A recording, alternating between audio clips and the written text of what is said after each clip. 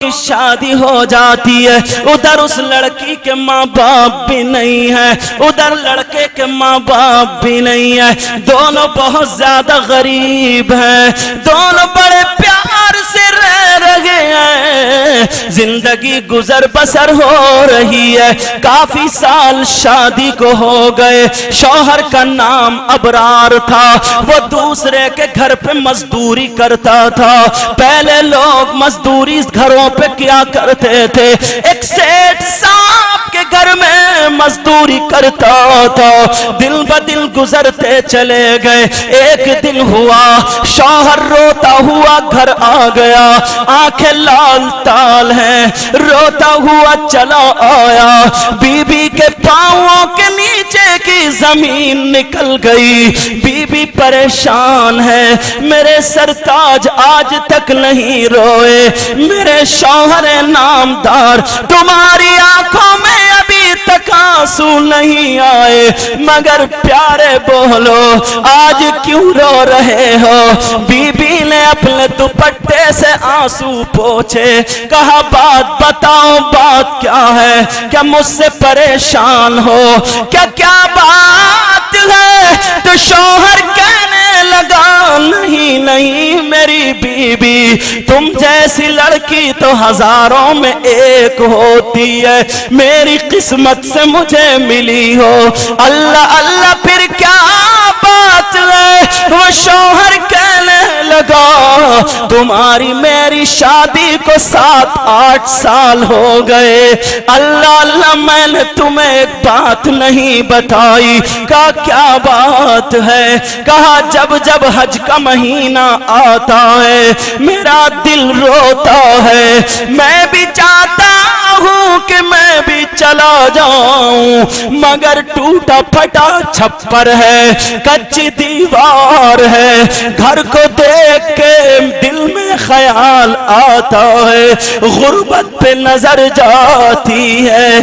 जेब पे जब नजर आई मैंने सोचा कैसे जा सकता हूँ, नहीं जा सकता तो रो लेता हूँ। 7 साल गुजर जाते हैं, मगर मेरी बीबी सुनो, वो कहने लगा आज मेरा सेठ और सेठानी दोनों हज को जा रहे हैं, मुझे भी नबी की याद आ गई, अपने आका की याद आ गई, सोने आका की याद आ गई, प्यारे आका की याद आ गई, मगर क्या करूं।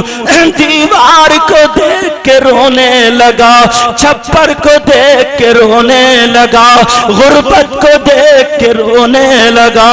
मेरी जेब में 1 रुपया भी नहीं, मैं कैसे जा सकता हूं। अल्लाह अकबर अल्लाह। रोने लगा।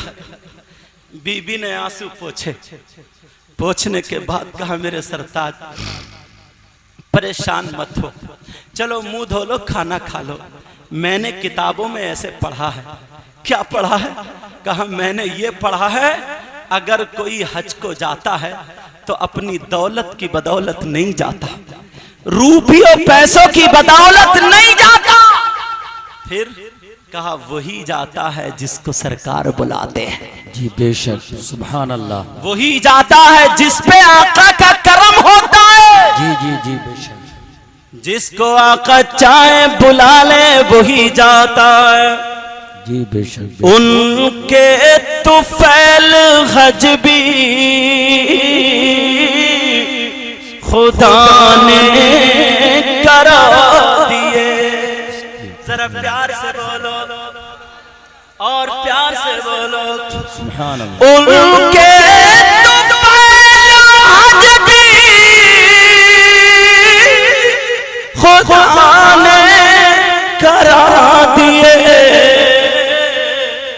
और असले मुराद हाज़री उस पाक दर की है। वाह वाह वाह वाह, सुभान अल्लाह सुभान अल्लाह। माशाअल्लाह। मेरे सरताज रो मत। रुपयों की बदौलत कितने कितने बड़े मालदार हैं, वो भी कोई जा सकता था। लेकिन नहीं, अल्लाह जिसको बुलाता है, सरकार जिस पे करम फरमाते हैं, वही हज के लिए जाता है। और इंशाअल्लाह तुम परेशान मत हो, अल्लाह ताला आपको भी बुलाएगा, रसूल पाक का आप पे भी करम होगा। जब इतना कहा, बीबी ने अपने शौहर का वुजू बनवा दिया और वुजू बनवाने के बाद अब शौहर को खाना खिला दिया। खिलाने के बाद नमाज के बाद शौहर को लिटा दिया। शौहर का सर दबाने लगी और सर दबाते दबाते शौहर को सुला देती है। अल्लाह अल्लाह, ये गरीब लड़की अभी खुद नहीं सोती है, खुद नहीं सोती है, शौहर को सुला दिया। अब इसको खाना याद नहीं आया, इसको पानी याद नहीं आया, इसको मुसल्ला याद आ जाता है।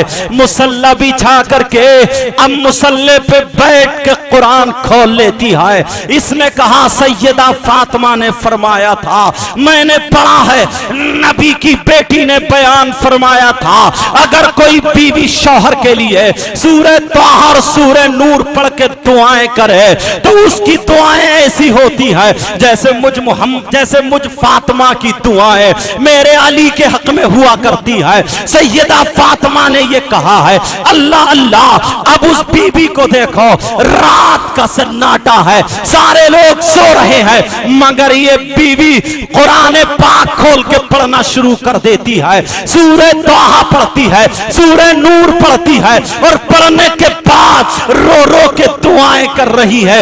मौला, मैं 2-2 दिन भूखी रही, परवरदिगार मैंने तुझसे शिकायत ना की। मौला, मैंने एक एक जोड़ी कपड़े में एक एक साल गुजार दिया है, परवरदिगार पेमद लगा करके पहन लिया है, मगर मौला मैंने शिकायत नहीं की है। ऐ मौला परवरदिगार, आज मैं तुझसे मांग रही हूँ। ऐ मौला, मैं दामन फैला के मांग रही हूँ, अपने लिए नहीं बल्कि मेरा शौहर जो सो रहा है मैं उसके लिए मांग रही हूँ। ऐ अल्लाह, तू मेरे शौहर को बुला ले, मेरे शौहर को हज के लिए बुला ले। अरे ये लड़की रात भर रोती रही और दामन दुपट्टा फैला के रोती रही और मांगती रही, मौला तुझे मेरी गुर्बत का वास्ता, परवरदिगार तुझे करबला वालों का वास्ता। ऐ मौला, करबल के मैदान में 6-6 महीने के जो बच्चे शहीद हुए, मौला उनके खून के कतरे का वास्ता। ऐ अल्लाह, तू मेरे शौहर को बुला लो। प्यारो, अगर अच्छी लड़की घर में लाओगे, गरीब लड़की घर में लाओगे तो वो तुम्हारे लिए रहमत बन जाएगी। और अगर तुम 4 पहियों के चक्कर में रहोगे, अगर जहेज के चक्कर में रहोगे, अगर बगैर दुपट्टा ओढ़ने वाली के चक्कर में रहोगे, बाल कटवाने वाली के चक्कर में रहोगे, फैशनीली के चक्कर में रहोगे, वो जो मोबाइल चलाने वाली, गाने सुनने वाली, अगर उसके चक्कर में रहोगे तो तुम्हारे घर की रहमत नहीं बल्कि जहमत बन जाएगी। लेकिन इस लड़की को देखो, रोते रोते शौहर के लिए दुआएं कर रही है, मांग रही है, मौला परवरदिगार मेरे शौहर को बुला ले, ऐसा इंतजाम कर दे। अरे सुबह का वक्त होता है, इस बीबी की दुआ बाबे इजाबत से जाके टकरा जाती है, ये बीबी की दुआ कबूल हो जाती है। इधर फजर की अजान होती है, बीबी उठती अपने आंसू पोंछती है, मुसल्ला समेट के रख देती है, शौहर को जगाती है, कहती है मेरे सरताज उठो, मेरे शौहर नामदार उठ जाओ। अजान हो जाती है, मुअज्जिन ने पुकार दिया, हय्या अल सलाह, आओ नमाज की तरफ आओ, हय्या अल फलाह, आओ कामयाबी की तरफ आओ। लेकिन कहां है तुम, कामयाबी कहां ढूंढ रहे हो? मुअज्जिन 5 वक्त ऐलान करता है, हय्या अल फलाह, कामयाबी की तरफ आओ, मस्जिद में आओ। कामयाबी चाहते हो तो नमाज़ें पढ़ने आओ, लेकिन कामयाबी से तो भागते हो। तुम्हें तो खाली तावीज़ चाहिए, तुम्हें तो खाली दुआएं चाहिए। मैं तावीज़ का मुखालिफ नहीं हूं, मैं दुआओं का मुखालिफ नहीं हूं, लेकिन इतना जरूर कह के जाऊंगा, लोग सुनो, आज तुम मेरे हाथ चूम रहे हो इसलिए कि ये सैयद साहब है, आज तुम मुझे इतने दे के जा रहे हो, आज किसी शायर को दे के जा रहे हो इसलिए मेरे पास आए, दुआएं करा ले। किसी पीर के पास गए, दुआएं करा ले। किसी मजार पे पे गए दुआएं करा ले, कहीं और बुजुर्ग के पास गए दुआएं करा ले, लेकिन मैं गारंटेड एक बात बता के जा रहा हूं, तुम्हारी हर एक की दुआ हर कबूल नहीं हो सकती, सबकी सब दुआएं कबूल नहीं है। अगर दुआएं कबूल करानी है, अगर मकबूलियत के दर्जे को पहुंचाना है तो सुनो, मैं तुम्हें बताता हूं जाना कहां है,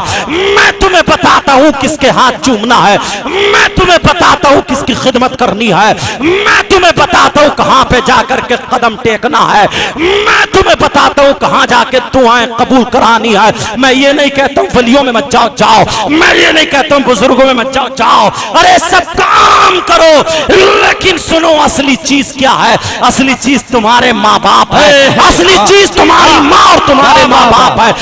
नबी फरमाते हैं, आमना के लाल फरमाते हैं, ये तेरा मेरा कलाम नहीं है प्यारे, उस नबी का फरमान है जिसने 1400-1500 साल पहले हमें दावत दी थी खुदा एक है, हमें बताया था फरिश्ते हैं, उसी नबी का फरमान है, दुआउल वालिदैन अन औलादिहिमा का दुआ इन नबी अन उम्मतिही।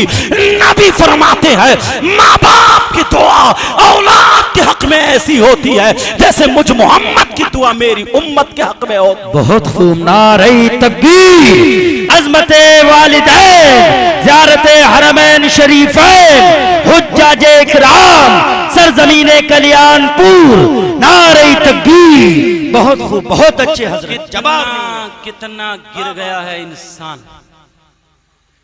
नई नई शादी हुई, नई नई शादी हुई, जिस माँ ने 9 महीने पेट में रखा भूल गया। जी जी जी जी, जिस बाप ने कमाते कमाते लाल खून काला कर लिया इस मकाम पे पहुंचा भूल गया।